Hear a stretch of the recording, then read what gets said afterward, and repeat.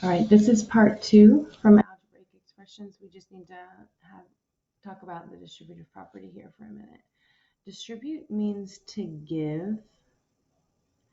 So if I was going to distribute distribute a piece of candy to each of you, I'd give one to each and every person. I wouldn't want to skip anybody. That would be not fair or equitable. So distributive property, we're going to give something. So if we have the expression like this, 3 times x plus 6, my job here is going to be to give the number on the outside to each thing inside of that grouping symbol. And to give in the distributive property, we multiply each thing on the inside by the number on the outside. So we're going to do 3 times x and 3 times 6. And then we can do that math. 3 times x is 3x. 3 times 6 is 18. And it was adding here, so it stays adding there. I cannot combine the 3x and the 18 because they are not like terms. And so that is my final answer. The distributive property can get a tiny bit more complicated if I add like a negative number on the outside.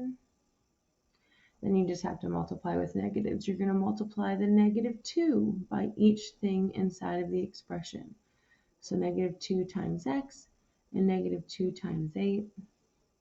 Negative 2 times x is negative 2x. Negative 2 times 8 is negative 16.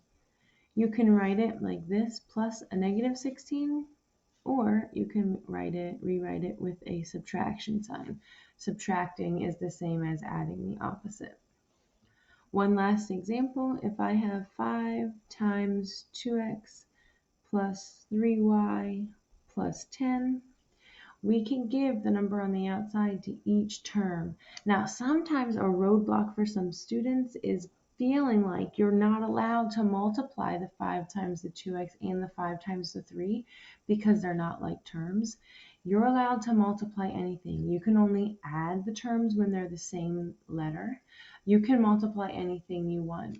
And so this is because this is a multiplication problem. 2 times x is already a multiplication problem, so you might as well multiply it by something else also. So 5 times 2x, 5 times 3y, and 5 times 10. You just have 3 separate multiplication problems. However many terms inside, you have to multiply the 5 by everything. And then we can multiply the numbers. 5 times 2 is 10. The x stays. 5 times 3 is 15. The y stays. And 5 times 10 is 50. I cannot combine a 10x, a 15y, or a 50 because none of them have matching variables. So that's my simplified answer. Thanks for watching.